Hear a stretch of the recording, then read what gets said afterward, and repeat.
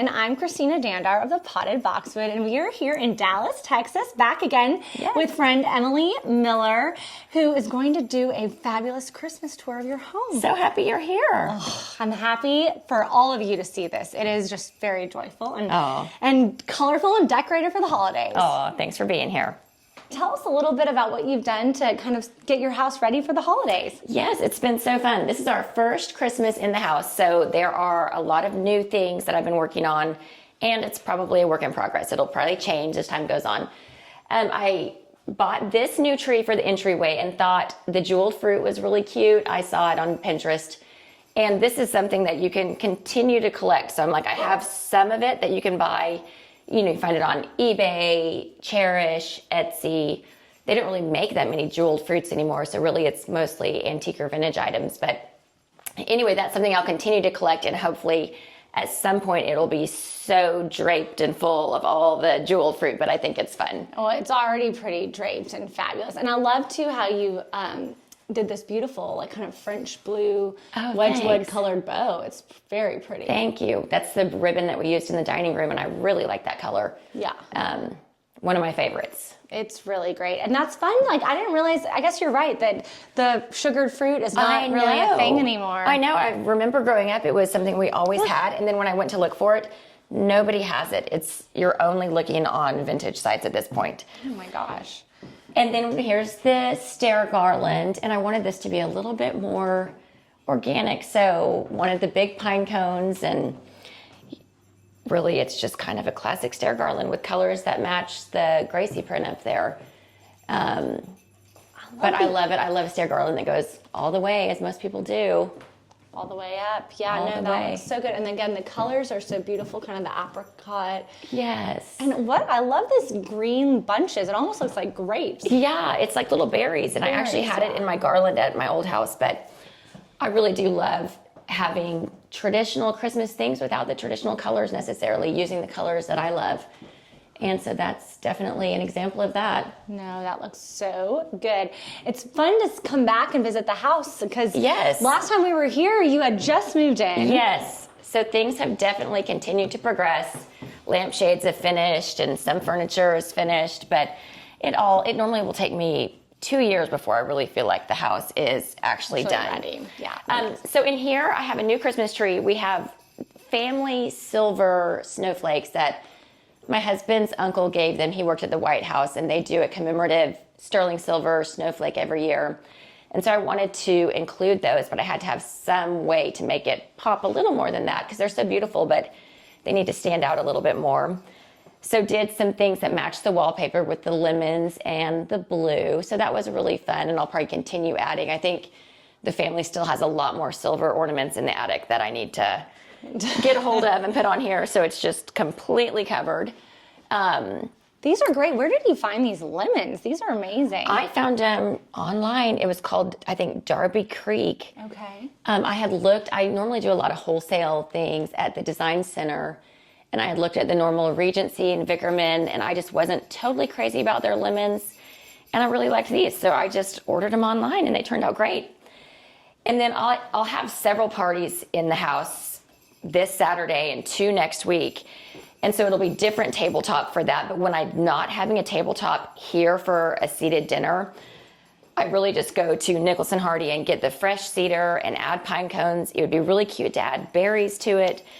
But I kind of add the fresh cedar anywhere that I have an open spot or something that may transition throughout the season. Well, I think it's just, there's something so nice and simple about it and festive, and it's very tastefully done. Thank you. You know, especially when you have like the more ornate trees and garlands. Yes, a lot of my stuff is not always simple. So I think it can be a breath of fresh air to just have a simple cedar with pine cones. It's so pretty. Well, and then this buffet here, I mean, it's full of beautiful thanks. Yeah, this is not simple, but it has really pretty colors, and using the ribbon again. And I always love these pieces. I know a lot of people have them at this point, but when Madison was here, they carried all the gingerbread houses and all that. I thought they were so beautiful, and so they've been a really fun part of our Christmas decor. Oh yeah, no, this is gorgeous, and I love these are those Jim Marvin ornaments, aren't Yeah. they? Yeah, those are great. And do you tie? How do you put your ornaments on your garland? I have changed so many different ways over the years, but I have now discovered that I like coated wire. Oh. Because I want to make it tight. So if you even look here, Yeah. you can see that there's a brown coated wire that does not hurt your hands. Because when I wire something in, otherwise it might hurt your hands. I also use a million zip ties. Zip ties are your friends. Oh, that's right. Between coated wire and zip ties, you can accomplish almost anything with Christmas decorating. I love that. I think the white berries in here are really pretty too. I had this aunt who I loved so much. Today's actually her birthday. And she always said, when you're using a lot of color, have a pop of white and everything will show up even better and it'll give a little balance. Oh. So I always like that idea. That's a great tip. So then here's my fun bar garland, which is new this year. So a couple of years ago, before we knew we were moving, I had started collecting at the end of the season. I'd seen a girl who did it in Houston and thought it was so fun and cute and different for the bar area. And so finally I get to put it up. And again, it's going to be something fun that I can collect forever because there are so many alcohol ornaments for whatever reason. Wait, look at the little bar card. Isn't that cute? I just kind of want to focus in on this for a minute because this is so festive and creative, and I guess I could do a bar garland. Yeah, I'm like, too. and then you could also do a Bloody kitchen Mary. garland with all the food ornaments. Oh, you could do so many different things that would be cute. But lots of fun. Like my husband pretty much only drinks Miller Lite, so I had to have that front and center, and then espresso martini. But there's so many cute ones. Oh, this is just fantastic, especially for entertaining. And again, I love your bar. I love how it has that. What do we call that on the back again? The antique mirror. Antique mirror, but it all has a gold tinge. But it has a gold hue to it. Yes. Yeah. So it's like a gold tinted. Sometimes they'll do gold tinted, pink tinted, but most of them traditionally are silver. But I tend to go warmer colors versus cooler tones. Totally. And then we have to give a shout out to our this little is jingle pups Birdie here. and Gus. So Birdie is such a good girl. And Gus is our puppy who's not such a good boy, but he's very entertaining and fun. He's very cute, and he's loving the camera and his jingles. Yes. So this is the formal living room. So another tree in here. And I've always, instead of just doing just balls, I have a few balls on here, but I really love all the collected ornaments that the kid, are meaningful to the kids. And so like my husband grows peppers, so there's a pepper ornament for him. I play tennis. So many different things that are kind of personal to us, but it's really fun and the kids enjoy it. And I do think it still turns out really pretty. No, it's so pretty. I only grew up with the collected tree. It wasn't until I moved to Dallas that I really saw the kind of like fashion The trees. designer trees, yeah. Wait, look at how you have the vase ornament here. Isn't that one cute? Wait, that's such a good one. And this is a cute little vase too. Oh, let's see. Hold on, let me get down there. I'm like, I do love all the chinoiserie. I always snag those when I can. Those, and they're pretty colors. I think having They the jewel are, tones like yeah. that. I mean, where do you source your ribbon, Emily? It's So, beautiful. Thank you. I do love D. Stevens in the Design Center is where I always order my ribbon. But if I don't order it enough in advance, there's never any last minute orders there because they get so busy with Christmas stuff. But they have beautiful ribbon. And if you store it right, just roll it instead of fold it. I mean, you could have it for 20 years if you wanted to. It's wonderful. Oh, Gus, That's so funny. In case the camera moved, that was Gus. Okay, tell me about your tree skirt because it doesn't seem like it a also traditional. came from the ribbon place, D. Stevens. It's a faux dupioni, but they have such beautiful colors. So for clients who I decorate their houses for the holidays, I do recommend it a lot because it's simple, but it's still very chic. So that's where that came from. Right, But it's not an expensive, crazy one. It's just really pretty. really well done. I love that color though. I do too. It's and especially with the jewel tones, it looks so good. I want to talk about too, since we've been here last, I mean, there's a few little like design updates. There are. So tell me about, you wallpapered this, right? Okay, so I wallpapered back there. And that ended up, I wanted a marble paper and was struggling finding the right color. So that ended up being from Spoonflower, and they do the peel and stick. Any of their papers, you can do peel and stick. So, I have it. I have some. Yeah, so I did it myself with like an X-Acto knife. Wow. And then we ended up, originally I had 2 seating areas in here with a walkway, and it just felt not connected enough. So I ended up doing 1 rug. and then had a skirted table made for there. So it's coming together. I moved the desk in here. Okay, that's so right. yeah, so things have definitely changed, but that's kind of what I always do. But that's how life goes, Yeah, too. yeah. But it's so fun to switch it up. Well, okay, I love, too, how you just have this little tray of collected ornaments with the chinoiserie boxes. Oh, yes. I love all the lacquerware. I collect a lot of it. So this was fun to keep some of it out for the holidays because it really is some of my favorite stuff. These are cool, too. I just noticed these. Yeah. Kind of vintagey They're ornaments. vintage ornaments that they just, put on an acrylic stand. But I do love vintage ornaments. Yeah, I do too. I think they have a kind of a patina that you can't I think get so, that you don't get otherwise. these days. And then this is a cute little tree. There's so many things to focus on. I know. I love that. That's really sweet too. And then great idea putting these kind of miniature ornaments in the hurricanes. Yes. For people in Dallas, Mary Kate's has the most beautiful colors of the small balls that you can get in big bags.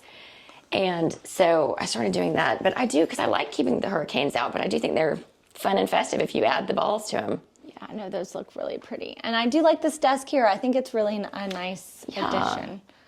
And then we have to talk about this mantel garland. It is stunning. So tell us a little bit about this. Thank you. So this is a garland I had, but then I've just used the ribbon. And sometimes, since I was kind of a wide, I added more ribbon than I originally thought I would, but I kind of like more when it comes to ribbon. And so then I did want to add a lot of the vintagey ornaments, like which ones I had. And I think that is something I could also add to. And then I thought it would be pretty to use like a rose medallion bowl and stuff and do paper whites here, but these did not work. But the other ones did, and the amaryllis are blooming beautifully. Oh, the amaryllis looks so pretty. Yeah. Yeah, that is funny. They're just not. I know, they just never grew. Like that's about what they looked like when I bought them. You said your Trader Joe's ones are blooming just fine. The Trader Joe's ones are all doing great. Yeah. And then this looks just great. Another little vignette here. Little nutcrackers.